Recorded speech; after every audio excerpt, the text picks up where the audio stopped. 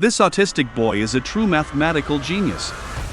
With a single glance, he cracks a top-level military encryption, an achievement that should be impossible. But that moment of brilliance brings disaster to his family. Overnight, they become targets, hunted relentlessly by the Department of Defense. This is the action-crime thriller we're talking about today, Mercury Rising movie. Jeff is an undercover FBI agent. He's talented, sharp, and fearless, but his independent nature never sits well with his superiors. Instead of praise, one mistake costs him his position. He's demoted and pushed into dull surveillance work, stuck listening to wiretaps all day. Jeff hates it, but orders are orders. Simon is a 9-year-old autistic boy with an extraordinary gift for numbers. From a young age, math is the only language he truly understands.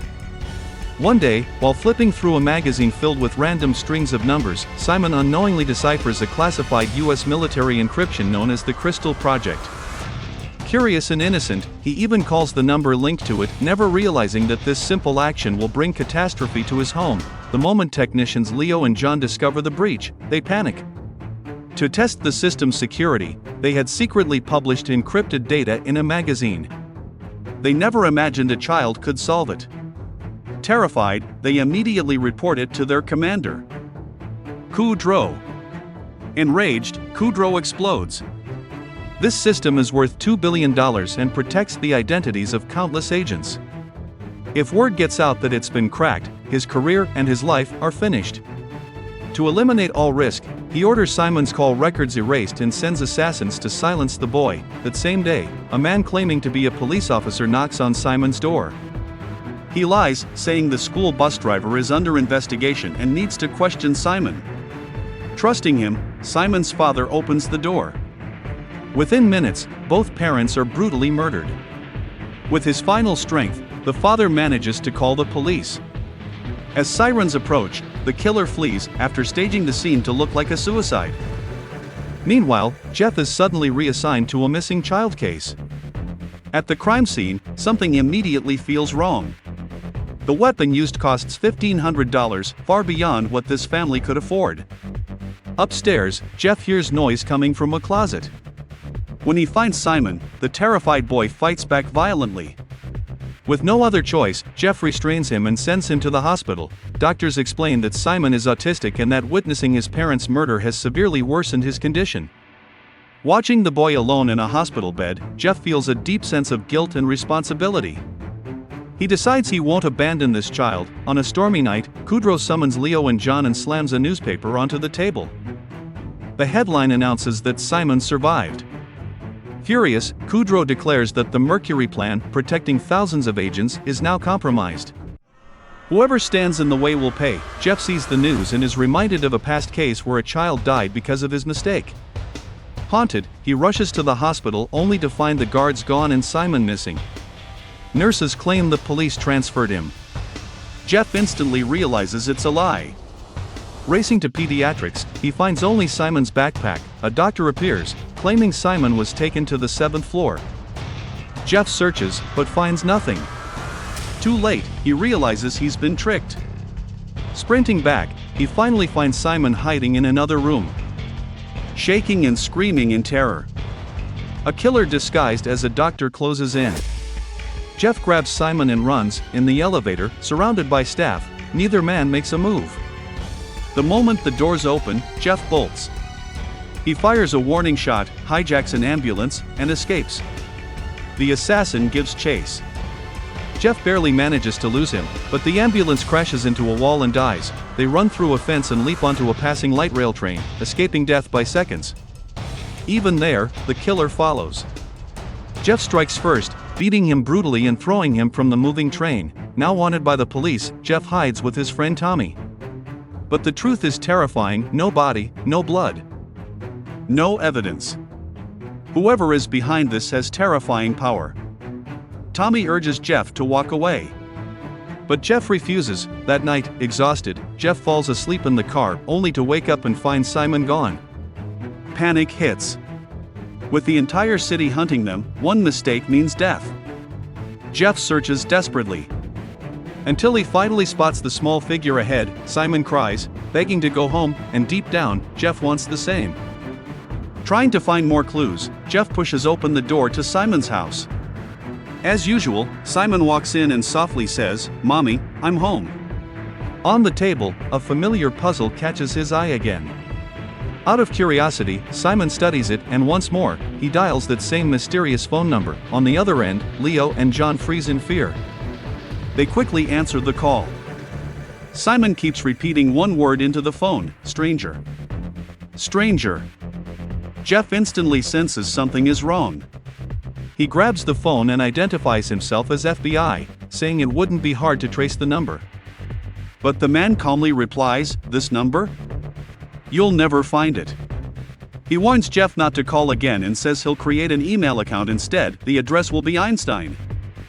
Then he hangs up. That call only deepens Jeff's unease. He immediately takes Simon away from the area and heads to a computer room to set up the new email account. Leo and John know the truth: Kudrow is ruthless. To keep the operation secret, they'll be the first to be silenced. Now, survival is their only goal. Jeff takes Simon to a bookstore with public computers and opens the Einstein email. Inside is a mess of symbols and puzzles, total nonsense to anyone else. But Simon needs only one glance. He decodes the message instantly: "Meet at the Regal Hotel, noon." Knowing how dangerous this is, Jeff can't bring Simon along. He leaves him in the care of a kind cafe manager named Kate. Soon after, Jeff meets John as planned. John finally tells the full story: how the code was leaked, how everything spiraled out of control. But when Jeff asks who ordered Simon's family killed, John admits he doesn't know. Before he can say more, a gunshot rings out. John collapses. The assassin is back. Jeff gives chase, but the crowded streets allow the killer to vanish. Spotting nearby security cameras, Jeff uses his credentials to seize the footage and hands it to Tommy, hoping he can help identify the shooter. Jeff then rushes to pick up Simon. At a bar, Tommy reviews the footage. The killer's face is crystal clear. Running it through a defense database, Tommy discovers the truth. The man was a Special Forces soldier, officially dead since 1982 in Beirut. After everything they've seen, Tommy finally believes Jeff. He wants to report this directly to higher authorities, but Jeff refuses. He won't risk his friend's life. Tommy has a family to protect. With nowhere else to go, Jeff brings Simon to Kate's apartment and asks for shelter. Meanwhile, Leo learns that John has been killed. Panicking, he confides in a colleague named Jenny. She urges him to expose everything. Using an old typewriter, Leo writes a whistleblower letter detailing the Mercury plan and the truth behind Simon's parents' murder. But before he can finish, the assassin appears yet again. Leo is executed on the spot, and all evidence is taken. The next day, Jenny visits Leo's apartment and finds him dead. Searching desperately, she discovers carbon copy paper in the trash. Everything Leo typed is imprinted there, the full truth. She takes the evidence straight to FBI headquarters, asking for Jeff. Through Tommy, the three finally reunite. The documents point directly to Commander Kudrow.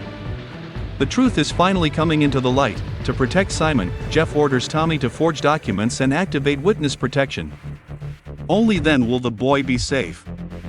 Now comes the final step: confronting Kudrow. They meet in an underground wine cellar. Jeff demands that Kudrow publicly admit the Mercury plan failed and turn himself in. Otherwise, everything will be exposed.